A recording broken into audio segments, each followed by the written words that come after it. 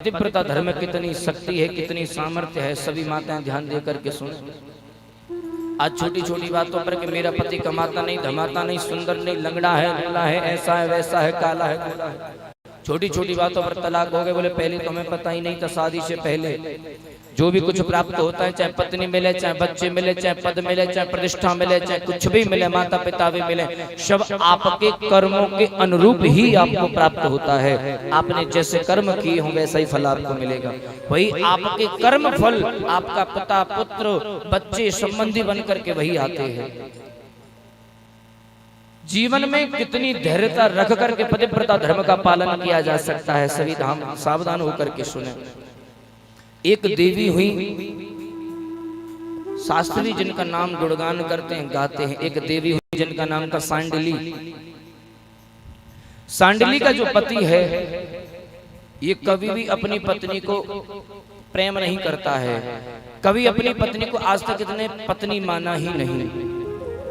क्या करता है? बोले मदिरा का पान करता है, घर से बाहर जाएगा मदिरा का पान करेगा, घर में जब भी आएगा सीधे मुंह बात करता ही नहीं, लड़ाई झगड़ा मार पिटाई करता है, कभी उसे पत्नी माना ही नहीं, पति का धर्म कभी निभाया ही नहीं, कभी छुआ तक नहीं, कभी आज तक प्रेम नहीं किया। लेकिन फिर भी वो सांडली क्या करती है? अपने पति को परमेश्वर मान करके उसकी पूजा करती है। सुबह जब होती है तो अपने पति के पैरों को छूती है, आरती की थाली सजा कर खिलाती, स्नान करती है, आरती उतारती है, अपने पति की फूलों की माला उसे पहनाती है, चंदन टीका उसके लिए लगाती है। पहले पति भोजन करेगा, उसके बाद मैं भोजन करूंगी, ऐसी धारणा वो सांडली देवी रखती है। आप लोग विचार करें कि महाराज ऐसा जीवन तो हम भी जी रही हैं, लेकिन आगे चल करके संतों ने बताया, शास्त्र प्रमाण देते हैं कि जो सांडली का जो पति है ना, ये रात्रि भर गायब रहता है, दूसरी स्त्रियों के साथ में सोता है, दूसरी स्त्रियों के साथ में पति पत्नी के संबंध बनाता है और सुबह होते अपने घर में आता है। लेकिन सांडली इसके बारे में सब कुछ जानती है, लेकिन उसके बाद भी कभी भी अपने पति का इसने अनादर नहीं किया, सम्मान करती रही और अपने पति को परमेश्वर मान करके उसकी पूजा करती रही। वही दिनचर्या का नियम है। सुबह को जागती है, उसे प्रणाम करती है, आरती करती है, चंदन टीका लगाती है, पुष्पों की माला अर्पण करती है, भोजन करा के ही भोजन करती है। ये पतिव्रता धर्म का पालन करती है, पति को परमेश्वर मान करके पूजा करती है। आने वाले समय में एक मोड़ वो आया कि महाराज इस सांडली के पति को एक कोढ़ हो गया, कुष्ठ रोग हो गया। और हमें तो ऐसा लगता है कोढ़ से बड़ा तो कोई भयानक रोग है ही नहीं, उसे कोढ़ हो गया। कोढ़ जब हुआ तो हर जगह से उसके मवाद और रक्त बहने लगा, शरीर का प्रत्येक अंग रक्त और मवाद छोड़ने लगा। ऐसे हाल में जब उस वैश्या के पास में गया और दूसरी पराई स्त्री के पास में जब वो गया है, तो आज वैश्या ने उसे लात मार करके वहां से भगा दिया है। बोले अब तो मेरे पास में कभी मत आना, जब भाग जाए यहाँ से, तुझे कोढ़ हो गया, रक्त मवाद निकल रही है, भाग जाए यहाँ से। वैश्या ने लात मार करके उसे वहां से भगा दिया, लेकिन फिर भी उसकी पत्नी सांडली ने उसको दूर नहीं किया। सुबह को जागती है, उसके चरणों में प्रणाम करती है और गीला कपड़ा लेकर के कपड़े से उसके रक्त को मवाद को साफ करती है। उसके बाद में उसे गीले कपड़े से उसके शरीर को पहुंचती है, चंदन टीका लगाती है, आरती उतारती, पुष्पों की माला पहनाती है, क्योंकि वो जानती है चाहे वो कैसा भी है, वो मेरा पति परमेश्वर है, मैं पत्नी हूँ, मैं अपने धर्म का पालन करूंगी, चाहिए भले अपने धर्म को भूल जाए, मैं अपने धर्म का पालन करूंगी। अगर मैं भी इसके जैसे करने लगी तो इसमें और मुझ में अंतर क्या होगा? हम दोनों ही अपने धर्म से विमुख हो जाएंगे। सेवा करती रही, सेवा करती रही। आप विचार करें कि उस देवी के हृदय पर क्या व्यतीत हो रही होगी, क्या बीत रही होगी। आज भी वो सांडली का पति उससे सीधे मुंह बात नहीं करता है। समय आया, समय जब निकलता गया तो सांडली के पति ने विचार किया कि अब अंतिम समय मेरा कब आ जाए कुछ पता नहीं। तो आज सांडली से कहता है, देवी मैंने तुमसे कभी प्रेम नहीं किया, कभी तुम्हें कुछ ला करके नहीं दिया, कभी तुमसे प्रेम से बात नहीं की, लेकिन तुमने फिर भी मुझे परमात्मा मान करके परमात्मा के समान मेरी पूजा की है। एक अगर कुछ मांगू तो क्या तुम मुझे दोगी? सांडली ने हाथ जोड़ लिए, आप मेरे पति परमेश्वर हैं, अब जो मुझसे मांग ले मैं तुम्हें अवश्य प्रदान करूंगी। आज वो सांडली का पति कहता है, देवी मुझे नहीं पता मेरा कब अंतिम समय आ जाए और मैं मृत्यु को प्राप्त कर जाऊं। मेरी तो जीवन की केवल अंतिम इच्छा केवल एक यही है कि जिस स्त्री के पास में मैं जाता था सोने के लिए, अगर तुम चाहो, अगर तुम्हारी इच्छा हो, अगर तुम देना चाहती हो तो एक बार मैं और उस स्त्री से मिलना चाहता हूँ, एक रात और मैं उसके साथ में सोना चाहता हूँ। आप विचार करिए कि उस देवी के हृदय पर क्या बीती होगी, जिसने जीवन भर अपने पति का सेवन किया, पति की सेवा की, नारायण मान करके, जिसने कभी उसे प्रेम से बात तक नहीं की, आज सब कुछ अपना जीवन उसके पति के लिए दांव पर लगा दिया, लेकिन वो दुष्ट, दुराचारी, व्यभिचारी, दुष्ट, नालायक आज भी उस पराई स्त्री से मिलने की बात कर रहा है, उस वेश्या से मिलने की बात कर रहा है, और कह भी रहा है तो केवल अपनी पत्नी से। आप विचार करें उस देवी के हृदय पर क्या बीतेगी। आपका पति किसी और स्त्री के साथ में सोने के लिए आपसे कहे तो आप क्या सोचेंगे। लेकिन फिर भी उस सांडिली ने हाथ जोड़ लिए, बोले पतिदेव आपकी जो इच्छा है मैं उस इच्छा को पूरा करने का प्रयास करूंगी, मैं पूरा प्रयास करूंगी आपकी इच्छा मैं पूरी कर पाऊंगा। सांडिली रात्रि में जाती है, उस वेश्या के घर में ब्रह्म मुहूर्त में जाकर के गाय का गोबर ले जाती है, और गाय के गोबर से उस वेश्या के घर को लीप करके चली आती है। और वैसे तो रात भर धंधा करती है, रात्रि भर लेट सोती है, तो सुबह को देर तक जगती है। तो महाराज ये सांडिली जाए उसके घर में गोबर का लेपन करे और घर को वापस भी आ जाए। अब महाराज जो वैसे सुबह को जग करके उस अपने घर में देखती है तो बड़ी दिव्य सुगंधी गाय के गोबर का लेपन, तो विचार करती है कौन है, कहां से आई है, कौन लेप करके जाता है, कुछ पता नहीं। अब तो सांडिली आए दिन वही करती है, रोजाना वही नियम बना लिया। रोजाना सुबह को आए ब्रह्म मुहूर्त में आकर के गाय का गोबर लाती है, उसके घर को लीप करके जाती है, चली जाती है घर को। वैसे रोजाना देखती है, बोले दिव्य सुगंधी आती है, कौन मेरे घर को गाय के गोबर से लीप करके जाता है, मुझे जैसी वैश्या के घर को, पापनी के घर को। एक दिन वैश्या रात्रि भर नहीं सोई कि आज जो भी मेरे घर को लीप करके जाता है मैं उसका पता करके ही मानूंगी। सुबह को जैसे ही सांडिली अपनी दिनचर्या के अनुसार वो आई और आकर के गाय के गोबर से उसके घर को लीप करके जैसे ही चलती है, तो आज वैश्या दौड़ करके गई और आज उसके हाथ को पकड़ लिया कि देवी आप कौन हैं, जरा अपना हमें परिचय तो कराइए।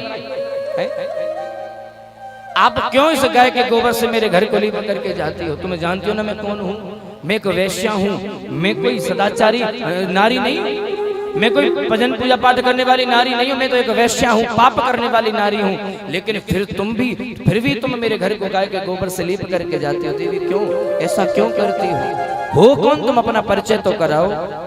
आज सांडिली ने हाथ जोड़ लिए हैं। सांडिली कहती है देवी तुम मुझे जानती नहीं हो, लेकिन मेरे पति को तुम जानती हो। कौन है तुम्हारे पति? देवी कुछ दिन पूर्व तुम्हारे पास में मेरे पति आया करते थे तुम्हारे साथ में सोने के लिए, उनको कोढ़ हो गया है, और जब से उनको कोढ़ हुआ तुमने उसे लात मार करके अपने घर से बाहर निकाल दिया। जैसे कोढ़ की बात की तो उसकी समझ में आ गया वो कौन था, सब कुछ स्मरण आ गया।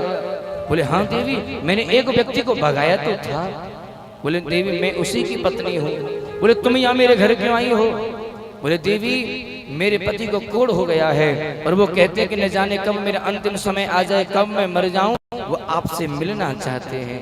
आज जैसे ये बात उस वेश्या ने सुनी है तो उसकी आंखों में से आंसू निकलने लगे हैं कि धन्य हो देवी आप कि आप जैसी पत्नी उसको मिली है। लेकिन वो दुष्ट दुराचारी फिर भी आपसे प्रेम नहीं करता, मरने वाला है लेकिन फिर भी मेरा संग नहीं छोड़ना चाहता है। और आज आप मेरे घर तक मेरे गाय के गोबर से मेरे घर को लीपने तक आ गई अपने पति की इच्छा को पूरा करने के लिए। आज देवी के चरणों में प्रणाम किया, कोई बात नहीं देवी, वैसे तो मैं उसे पास में भटकने नहीं देती, मेरा वश चले तो उसे जान से मार दूं, लेकिन आपके वो पति हैं, अगर आपकी इच्छा है तो आप रात्रि में उसे लेकर के आ जाए। सांडिली बड़ी प्रसन्न हुई, घर में गई, जाकर के अपने पति को बताया है। बोले वो मान गई, पति बड़ा प्रसन्न हुआ है। आज उसके शरीर को पहुंच करके चंदन टीका लगा करके रात्रि का समय होने वाला था, संध्या के समय आज वही सांडिली अपने पति को अपने कंधों पर रख करके उस देवी के घर ले जाने लगी, उस वेश्या के घर लेकर के चल दी। आप विचार करें कि उस नारी के ऊपर क्या बीत रही होगी। एक नारी अपने पति को अपने कंधों पर रख करके दूसरी स्त्री के घर में ले जा रही है। किस लिए ले जा रही है आप सुन ही चुके हैं, लेकिन फिर भी सांडिली के मन में ऐसा कभी अपने पति के प्रति अनादर नहीं कि ये दुष्ट है, दुराचारी है, प्रेम है अपने पति प्रतिपति परमेश्वर है, जो वो चाहता है मैं हर एक काम उसके लिए करूंगी जो मुझसे बनेगा। आज अपने कंधों पर उसे रखा है, पैरों में चप्पल नहीं है, खड़ाऊ नहीं है। आज जंगलों के रास्ते से जंगलों में अंधेरा है, लंबे लंबे कांटे हैं, बिच्छू हैं, सब कुछ देखती हुई जा रही है, कांटे लग रही है लेकिन फिर भी रुकी नहीं है, कंधे पर अपने पति को लाद रखा है। संत कहते हैं कि उसी जंगल में उसी क्षण उसी समय मांडव्य ऋषि को सूली पर चढ़ाया गया था। तो मांडव ऋषि सूली पर लटके हुए थे और जब सांडली अपने पति को लेकर के जब जा रही थी तो इसके पति का पैर मांडव ऋषि के पैर में लग गया और जब उनके पैर में लगा है तो मांडव ऋषि हिले हैं और जब ये हिले हैं तो उनको कष्ट हुआ है क्योंकि वो सूली पर चढ़े हुए थे। जैसे ही कष्ट हुआ तो मांडव ऋषि कौन कहते हैं, कौन है ये अधर्मी, कौन है ये पापी दुराचारी जो मुझे कष्ट प्रदान कर रहा है।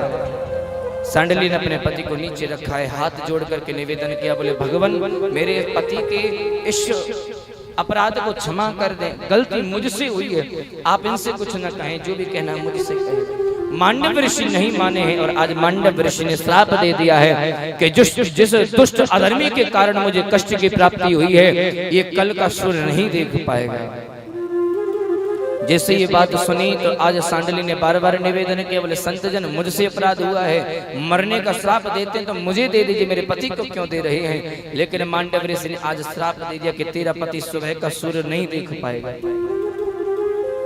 आज सांडली ने भी एक संकल्प ले लिया, बोले तुम्हारे पास में तो केवल तुम्हारी तपस्या है लेकिन मेरे पास में भी मेरे पति की सेवा की तपस्या है। अगर तुमने मेरे पति को सूर्य न देखने का श्राप दिया है तो जाओ मैं भी संकल्प लेती हूँ कि अगर मैंने अपने जीवन में जीवन भर अपने पति को परमेश्वर मान करके पूजा है तो हे दसों दिशाओं आकाश मंडल सभी देवता देख रहे हैं, मैं ये प्रण लेती हूँ कि अगर मैंने अपने जीवन भर अपने पति का सेवा किया है, अगर मैंने पतिव्रता धर्म का पालन किया है तो ये कल का सूर्य निकलना नहीं चाहिए, ये सूर्य निकलना ही नहीं चाहिए।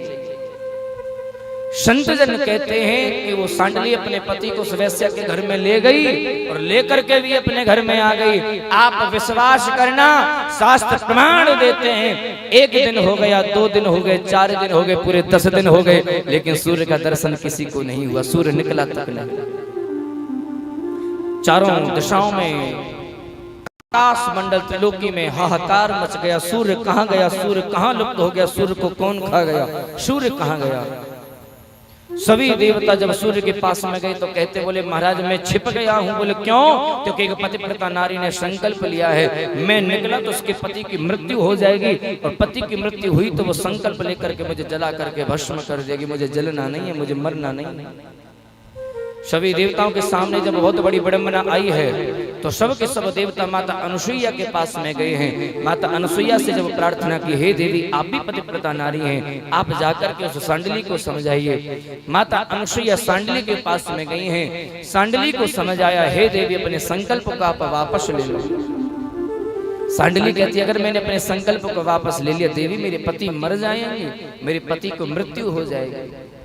अनुसुईया कहती है कि तू भी पतिव्रता नारी है, मैं भी पतिव्रता नारी हूँ, चिंता न कर, मैं देखती हूँ कैसे ये देवता तेरे पति की मृत्यु करते हैं। अगर तेरे पति का वध होता है, मृत्यु होती है तो जिंदा करने का काम मेरा रहेगा, जिम्मेदारी मैं लेती हूँ। आज जैसे ही सांडली ने अपने संकल्प को वापस लिया है, शास्त्र कहते हैं कि सूर्य उदय हुआ और जैसे ही सूर्य निकला है आज सांडली का पति मर गया है। आज जैसे सांडली ने कहा देवी ये तो मर गए हैं, आज माता अनुसुईया ने हाथ में जल लेकर के संकल्प लिया कि मैंने जीवन भर अपने पति की सच्चे मन से पवित्र मन से सेवा की है, पतिव्रता धर्म का पालन किया है, तो जल के छींटे मारते इसका पति जीवित हो जाना चाहिए। और जैसे ही माता अनुसुईया ने जल के छींटे उसके पति पर लगाए हैं, आज उसका कोढ़ भी नष्ट हो गया और वो स्वस्थ होकर के खड़ा हो गया है।